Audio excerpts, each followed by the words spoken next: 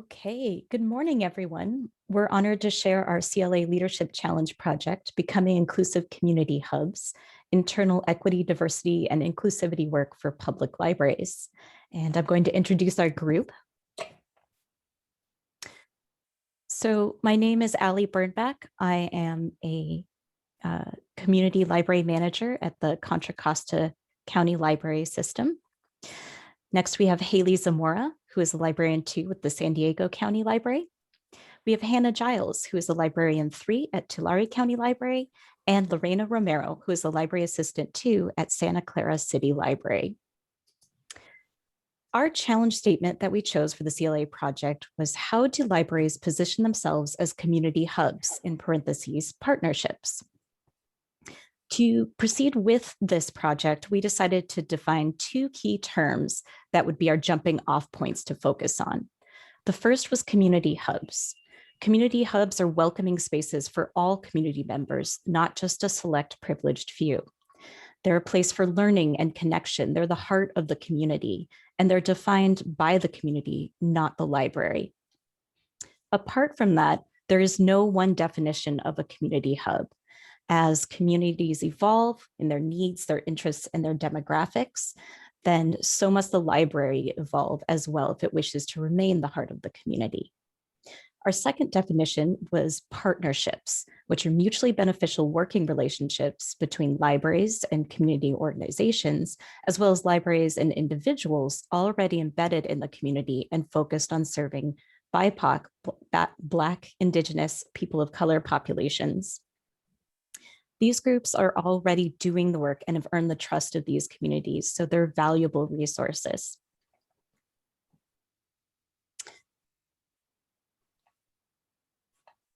So using the original challenge statement as a starting point, we set out to look at how public libraries could work towards creating a more inclusive community hub through developing partnerships that promoted social justice and equity for BIPOC communities. We expected to focus our efforts on creating a toolkit that would assist public libraries to initiate, develop, and maintain these partnerships. However, through our interviews with BIPOC librarians in California and nationally, we discovered that many public libraries are only just beginning this work, and there is no finished example. We then decided to write a research paper focusing on the challenges the librarians were facing to advance EDI work in their library systems. Our final topic statement became Becoming Inclusive Community Hubs, Internal EDI Work for Public Libraries. We built our recommendations and action items around research and the feedback of our interviewees. In May 2020, America watched as George Floyd's murder brought police brutality and systemic racism to the forefront of the national conversation. In response to the shifting landscape, the American Library Association issued the following statement. We recognize that the founding of our association was not built on inclusion and equity, but instead was built on systemic racism and discrimination in many forms. We also recognize the hurt and harm done to BIPOC library workers and communities due to these racist structures. George Floyd's death and the resulting protests pushed librarians and public library administration to take a closer look at how they were or weren't supporting BIPOC staff and communities. Our main goal is to offer library professionals a look at personal experiences from librarians that are already serving some of their BIPOC communities. Before we share these experiences, let's go over the methodology behind our research. We decided to conduct our own research by creating a set of interview questions, selecting libraries to interview, and taking direct quotes from the conversations to ensure their voices and thoughts came through accurately. Unfortunately, we ran into a few obstacles along the way. In mid-March, when we began reaching out to organizations, many California libraries began reopening after a year's closure due to the COVID-19 pandemic. On many occasions, we did not receive responses, or the responses came too late. It wasn't until we were past the bulk of our research that we heard back from several libraries of the ones that we had originally contacted. Another obstacle we encountered was the unavailability of current data, as the majority of these services have been placed on hold due to library closures. Many of our interviewees fear that these services may not return or may be permanently deleted due to budget cuts and other massive changes caused by the pandemic. As far as our interview questions, we created a set of 10 interview questions that specifically focus on services and partnerships to improve BIPOC resources. These are organized in a structure that allows the conversation to flow naturally. We did not limit our interviewees' answers to these questions. Rather, we encouraged them to speak freely and add or skip questions as the conversation flowed. These conversations lasted anywhere between 45 minutes to 2.5 hours. Wow. The privacy of our interviewees was also one of our top priorities. We sent these questions to the organizations ahead of time to get them approved by the library administration if necessary. Because our interviewees covered candid personal and professional experiences directly related to their individual race, we sent the document to all interviewees once we completed the paper and got their permission to publish their thoughts and share them with you today. Now, you may be wondering why we selected the libraries featured in our research.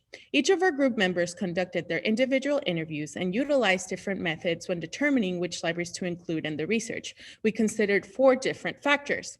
Number 1 was size. We made sure to select different library systems, varying from small to large, and we also included both rural and urban libraries. We focused only on public libraries, as this research is aimed for public library professionals. Number 2 was location. Because this is the California Library Association Leadership Challenge, we interviewed several California libraries. However, we didn't want to limit our research to our home state only, so we reached out to libraries in other states as well. Number 3 was demographics. California is one of the most diverse states in the country, so it was imperative that we interviewed libraries that serve different demographics. We interviewed libraries with widely diverse BIPOC communities, as well as a variation of low and high income demographics. And the last one is number 4, BIPOC community hub status. We selected libraries that are in different stages of acting as community hubs for their BIPOC populations. Some of the selected organizations have just begun, whereas others have been established in this field for several years. Based on these factors, each of us reached out to libraries that fit in these categories, and we were able to connect with incredible staff from 8 different libraries, 6 California libraries, 1 in Arizona, and 1 in Texas. It was important for our group to make sure that the people we interviewed helped guide our outcomes. This project is people-focused, meaning we're letting the narrative of the people already involved in this work lead the conversation. The staff members that we interviewed are working towards making the library a more inclusive hub and gaining their community's trust. So their experiences, their hardships, and their victories are key to understanding where libraries are currently in this process, and also for learning what the future direction should be. Some of our interviewees had already formed partnerships, but others were just beginning to view their existing partnerships through an EDI lens. These staff are doing important work, but it's clear there isn't a finished example that can be tailored and used immediately. Many libraries are in different stages of partnerships, and this is a project with a long road ahead.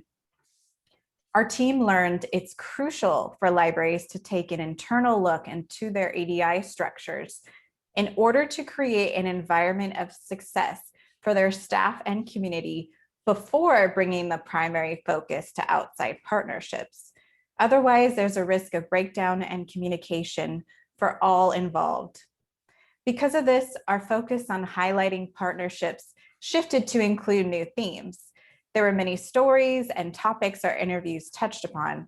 However, our team agreed on 4 themes which address key foundational needs for libraries and staff: staff support, partnerships, education for librarians, and trust and transparency. The librarians that we interviewed are all trying to balance meaningful connections with BIPOC communities while also managing a library section or branch. The time that is dedicated to EDI work is typically added onto an already full workload with no extra time or resources being offered. They are largely doing the work individually or as part of a small BIPOC staff group. Danny Lee with the Marin County Free Library shared his frustration, stating, "I hate being the only one, and that's what I'm hoping to change. I'm not saying a lot of libraries are not doing as much, but if we're going to talk about diversity, equity, and inclusion, you've got to do better than me. I don't want to be applauded. You too can do this." Our interviewees pointed out that EDI needs to be fully integrated into the library's strategic plan in order to create a framework and make it a priority to have full staff participation. Without it, the workload becomes uneven and unsustainable. All the librarians in our interviews agreed that a crucial component of community hubs for BIPOC patrons is establishing partnerships. These partnerships consist of either partnering with local organizations or the communities themselves becoming partners with the library. The majority of the librarians we interviewed agreed that partnerships with local organizations have resulted in some of their most successful programs. Our interviewee spoke of incredible partnerships with BIPOC organizations that have greatly improved services to BIPOC communities, like guiding teens of color from middle school to college, or even assisting patrons with their American citizenship. However, a thought that echoed throughout all of our interviews is that librarians need to reach out to these organizations more often. Sheridan Casares with the Long Beach Public Library said, "There is a little bit of a lack in the process of identification and evaluation of community partnerships. A lot of the partnerships that we currently have, the partners found us. We didn't necessarily seek them." Luisa Leja, a former employee of the Long Beach Public Library, spoke of a partnership in which the Museum of Latin American Arts hosted the Long Beach Public Library in the museum for Storytime. In return, crowds that visited the museum began to visit the library and vice versa. And this is a connection that would not have happened had the museum not invited them first. Some also expressed the importance of researching these organizations and truly learning about them before reaching out. An interviewee found that a lot of BIPOC organizations in their area are run by people that are not necessarily a part of that community, which then defeats the purpose of trying to establish a genuine connection with a specific BIPOC community.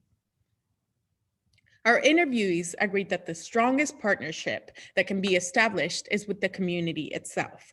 Many expressed that all BIPOC programs and resources need to be community-driven and informed. Partnerships with the community are a key factor to BIPOC community hubs, and they can look a lot different than other types of partnerships. A partnership with the community can come as feedback from a patron or purchasing books in that community's native language. It can also consist of patrons volunteering at the library for programs or events, or simply asking patrons what programs and resources they would like to see in the library. Another way of partnering with the community is to directly recruit talent from it. Danny Lee with the Marin Free County Library said, "We speak about libraries as community, as hubs for community, hubs for opportunity. We've also got to know that in order to reinforce that belief, we've got to bring the voices who don't come to the library, who seldom come to the library, if not at all." Danny then told us about how he recruits artists, poets, and musicians directly from the community, and he elevates their voices by giving them a platform that can reach a large amount of people. There is so much more that we can achieve if we fully invest in partnerships with the community. We can come full circle if we begin recruiting talent from the community, not only for performers, but recruit for future librarians. Unfortunately, librarianship is not easily accessible to many BIPOC communities due to a myriad of obstacles. One of the topics that continued to come up in many of our interviews was regarding the issues of education for librarians. Although we didn't include a question specifically in the area of education, our interviewees brought it up unprompted because of the barriers they've seen in the educational system and the path to receiving a master's in library and information science. Financial barriers are one of the major obstacles pointed out by our interviewees, as the higher educational system currently keeps librarians of color at a disadvantage because of the high cost, the debt accrual, and also the generational wealth gap. Alongside these financial hurdles are the generational stereotypes and the lack of precedent for people of color to be welcomed into the LIS career. Our interviewees spoke about the need for breaking the historical stereotypes that exist in order to welcome those that don't fit the typical mold of librarianship. Another obstacle the interviewees brought up is how the job has evolved. There seems to be a lack of widespread acknowledgement for these changes, which leads to a disconnect in staffing and a lack of relevant training. If the library could engage library workers that relate to and are part of the greater community they serve, rather than just finding staff to tick all the professional boxes, they may make strides to addressing the specific needs of the BIPOC population. One way our interviewees suggested solving these hurdles was by going straight to the heart of the library education issue for the BIPOC community and looking at the programs themselves. Lessa Pelayo Lozado from Palos Verdes District says, we have to assess what an LIS degree does, because when we're talking about BIPOC library workers, they are disproportionately non-professional librarians. The MLS is a big barrier. I'm not saying we need to get rid of the MLS, but we need to assess what we want out of those programs and assess equity, diversity, and inclusion within the curriculums that we're requiring. Our final theme was trust and transparency. Tanisha Phillips from Pima County Library says, folks know when you're being honest with them or not. We have to be honest about the fact that we still have work to do. We acknowledge that we maybe did not do what we were supposed to do in the past. At this point, we want to make a shift and we want to change. These are the ways that we are going to do this so that we can be held accountable. Trust is essential in connecting with BIPOC communities. Our interviewees underscored several critical components of trust. First, acknowledge the library's responsibility and commitment to the community. Be honest and transparent in the work that needs to be done. Second, center the community's voice and listen. Rather than inserting the library's agenda, libraries should listen to the experiences and insight BIPOC community members are willing to share and have that be the driving focus. Third, words without action will damage, not build trust. Libraries need to demonstrate actionable change. Our interviewees were very clear that an EDI statement or verbal commitment without accompanying action can ring hollow and revoke trust. As an example, at San Francisco Public Library, the American Indian Cultural District pushed for land acknowledgement for the Ohlone people at monthly commission meetings. The Indian Cultural District emphasized that they wanted to see more engagement from the library. Libraries must demonstrate their accountability and also their intentions. Communication and follow through are essential. Fourth, go outside into the community. Library buildings are institutional symbols and also places which historically have barred people of color from accessing.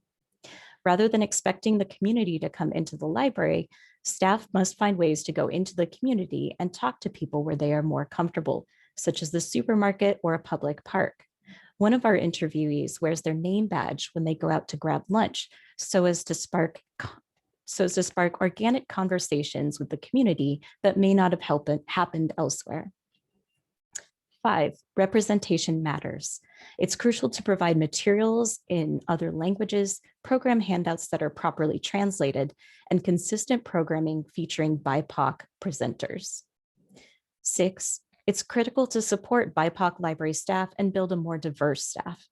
If historically repressed communities see themselves reflected in the staff, they may feel more comfortable connecting and sharing with staff of color than with white library staff. Having BIPOC library staff who are from and work in or know the community is crucial. It's how true trust gets built. It can also inspire members of the community to pursue the profession. And finally, 7, trust isn't established once and solidified. It's a constant work in progress.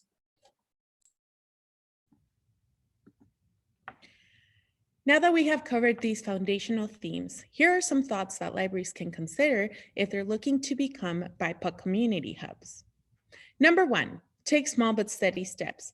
Meaningful change does not happen overnight. Expecting groups of people to visit after being barred from libraries throughout history is unrealistic. BIPOC community hubs require small but consistent steps to get ahead. Number 2, EDI is a core service, not a statement. If institutions like the American Library Association are calling for equity, diversity, and inclusion, then these three components should be priorities for all libraries. Number 3, library staff commits to EDI work. It is imperative that all librarians, regardless of cultural background, fully commit to EDI work. Trust between BIPOC communities and partners with the library cannot be built unless all library staff provide the same quality and quantity of resources to everyone. Number 4, EDI work requires a budget. More often than not, EDI work is placed in the back burner and has small or non-existent budgets. Real budgets need to be invested in libraries working to address systemic racism and promote equity. And finally, number 5, measure success with different metrics. BIPOC events are valuable even if attendance is low. Victories with BIPOC services extend beyond numbers. BIPOC events and resources can impact a patron in a much more meaningful way. Thus, BIPOC services should not be measured with the same standard metrics. And our recommendations for public libraries are as follows. First, perform external and internal assessments. For the community assessment, learn about your community, who's in it, who uses the library and who does not. Research demographics, popular meeting spots, respected individuals in the BIPOC community, and current organizations. For the library assessment, who is the library regularly partnering with? What resources does the library offer BIPOC communities, and how is the library promoting those offerings? Are there current library programs focused on equity and social justice? If not, can the library incorporate racial equity into its popular programs? Number 2, recognize, support, and mentor BIPOC library staff. Libraries should examine their current workforce and commit to supporting and developing the talent, skills, and passion of their BIPOC library staff. It's important to avoid tokenism and include library staff of color proportionately and in decision-making roles. Third, create and incorporate an EDI framework into the strategic plan. Equity, diversity, and inclusivity work touches every part of public service, including librarianship. To be true community hubs, libraries must commit to a strategic mission of working against systemic racism and towards equity. As strategic plans drive the mission, structure, and focus of public libraries, centering EDI in the plan is essential. And fourth, develop an EDI committee and focus on outreach. If a committee starts as an internal group, libraries should look for outside partners and community members to bring in other voices and views from the public. If there are external city or county-run EDI committees, ensure the library is represented. Libraries can voice what they've learned from their communities and highlight how they can help. Library representatives can also report back to the library and keep them informed on what's going on. Liaison work. Empower local branches to go out and recruit for the profession amongst their BIPOC community, sharing information about what librarianship looks like, how they can get a degree, and resources for paying for school. The recommendations for the California State Library were purposefully chosen to be small, incremental steps to highlight the importance of this work and the voices of library staff, as well as to create transparency and continued channels of communication between California libraries and the state library. And we look forward to seeing these conversations continue. Our first recommendation is to create a prominent landing page on both the California Library Association and the California State Library websites, which would be devoted to EDI initiatives and opportunities, grants for EDI work, and funding for professional development. Second, similarly to the CLA Leadership Series, the California State Library can facilitate online meetings for different professional organizations, associations, community groups, and library staff to share their EDI work, resources, and challenges. The participants would be able to engage speakers in conversation, ask questions, and share experiences. These could be offered as consistent monthly presentations with open access for all library attendees. And lastly, we would like to explore available funding to create more opportunities for public libraries to offer paid mentorships and internships. California libraries can conduct outreach to engage their community members and allow opportunities for BIPOC interns to learn about the library profession and gain library experience in a structured, safe learning environment. These programs may be modeled after similar programs in California that exist on a local scale, such as Los Angeles Public Library's Diversity and Inclusion Apprenticeship. Thank you for attending our presentation. We welcome any questions or comments at this time, and we've included our emails on this slide in case you want to contact us directly in the future. We'll be putting the link to our paper in the chat. Thank you.